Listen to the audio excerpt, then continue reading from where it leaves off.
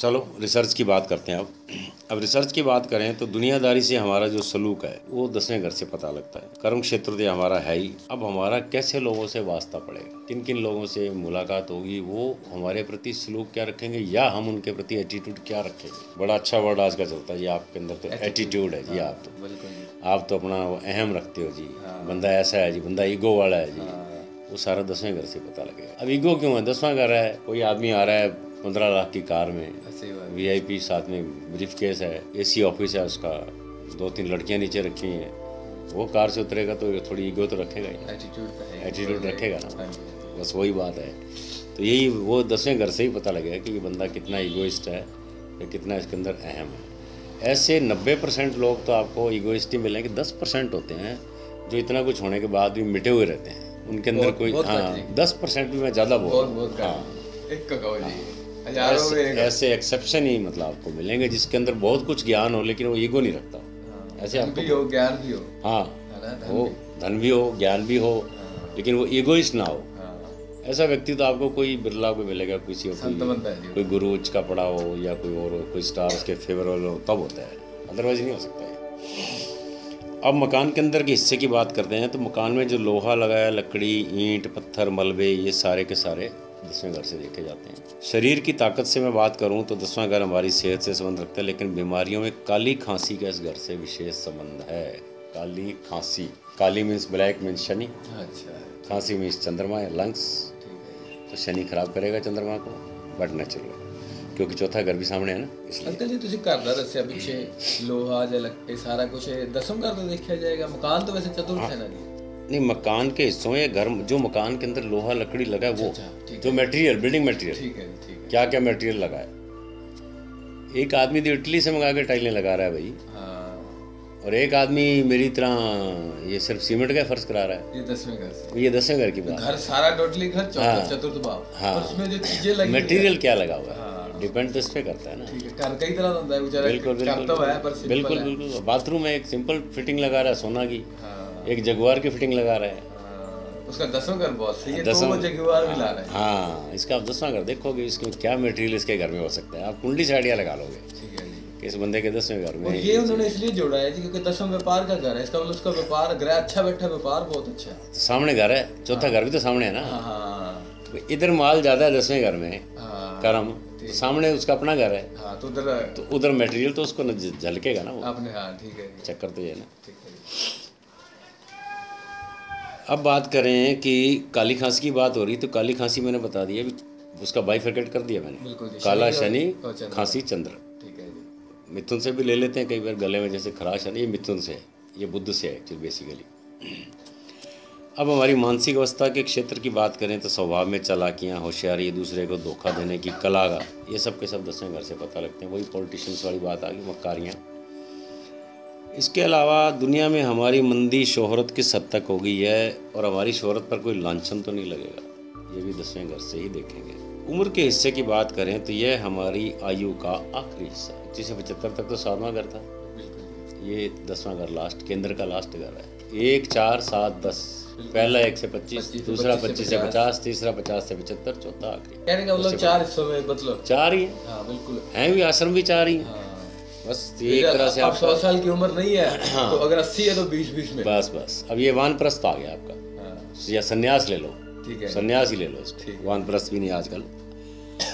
तो ये दिखाता है कि आयु की आखिरी अवस्था यानी उम्र के चौथे हिस्से कारक है। इस घर की हालत और इस घर में बैठे शुभ अशुभ ग्रह फैसला करते हैं कि हमारे जीवन का आखिरी वक्त कैसा बीतेगा। अब मेरे 10वें घर में शनि पड़ा हुआ है, उच्च का पड़ा हुआ है, व्यापार के घर में पड़ा हुआ है, तो आप क्या प्रेडिक्शन करते हो मेरे बारे में? आप बताओ। आपके 10वें घर में? हाँ जी।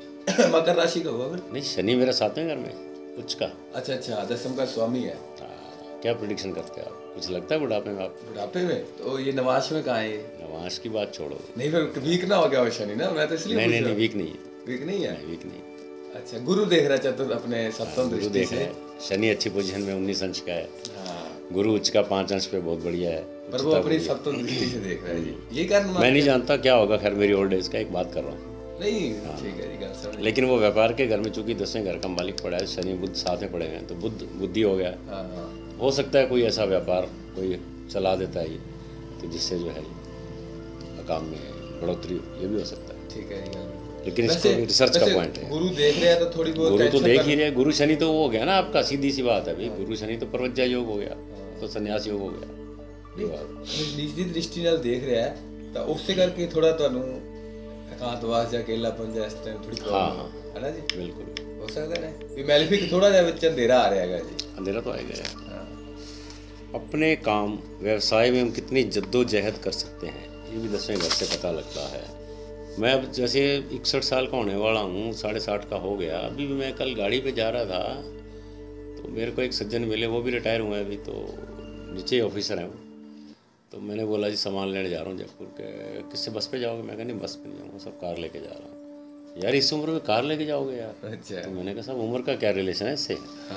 कार ड्राइविंग मेरा पैशन है, कार चला के जाऊँगा, अपना पेन ड्राइव में गाने मैंने डाल लिए, बढ़िया एंजॉय करते जाएंगे, इसमें तो कोई ऐसी बात ही नहीं। नहीं भाटिया जी थकान बहुत हो जाती है। मैंने कहा थकान किस बात की होती है सर, मुझे तो कोई फील नहीं होता।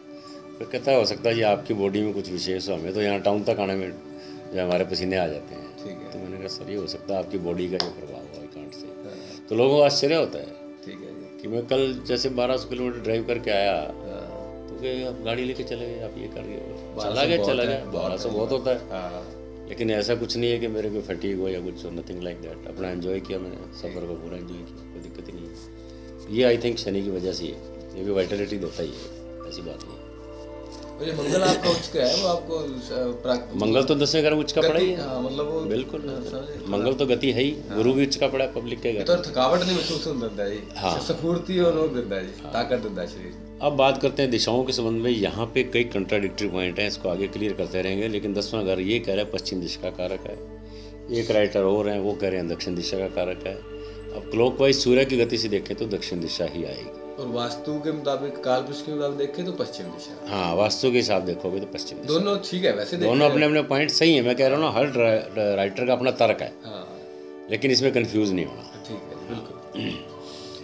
तो हमारे घर के संबंध में इस भाव का बहुत बड़ा संबंध है। खाने पीने की चीज़ें और मशीनें, वो मशीनें जो घर में हैं जिनका काम से वास्ता है, उसका भी इसी भाव से पता लगता है। धन के संबंध की बात करें, हमारे पिता का धन कैसा होगा, मतलब हमारे फादर ने ज़िंदगी में क्या किया, उसने पैसा कैसे कमाया, ये वो नवम से द्वितीय लगा रहे हैं जिस कारण। हाँ पिता का धन हो गया ना। हाँ बिल्कुल जी। उसके बारे में पता लगता है।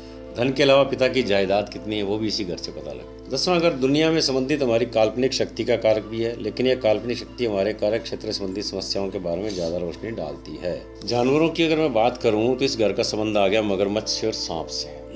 इसके अलावा पूंछ वाले सभी जानवर इसी घर के अंतर्गत आते हैं। जीवन के मैदान में इस घर को ठगी का द्वार कहा जाता है। ये ठगी का द्वार है। कर्म में ठगी करनी पड़ती है, झूठ बोलोगे ना, कितना भी बड़ा अच्छा आदमी हो जाए, कोई संत महात्मा वो भी ठगी करेगा। बिल्कुल सक्सेसफुल होना तक थोड़ा बहुत तक करना ही। कोई संत महात्मा भी आपको कहीं ना कहीं प्रवचन में कोई ऐसी ना कोई बात छुपा के बोल ही देगा, चाहे वो खुद करता हो, लेकिन आपको तो उपदेश दे ही देगा। वो ठगी होगी। और सही समझान ले जान के झूठ बोले, वो एक बात अलग है, लेकिन है ठगी के द्वारा। वो मैं तो ही कह रहा हूँ है तो आप कर्म कुछ, आप मान लो आप स्टोन्स का काम कर रहे हो, आप मोती वहाँ से खरीद के लाते हो 100 रुपये का, आप उसको 5000 का बेच देते हो, क्या ये ठगी नहीं है? बिल्कुल है जी। हम ये बोलते हैं कि आप ठगी मत करो, आप कर्म करो।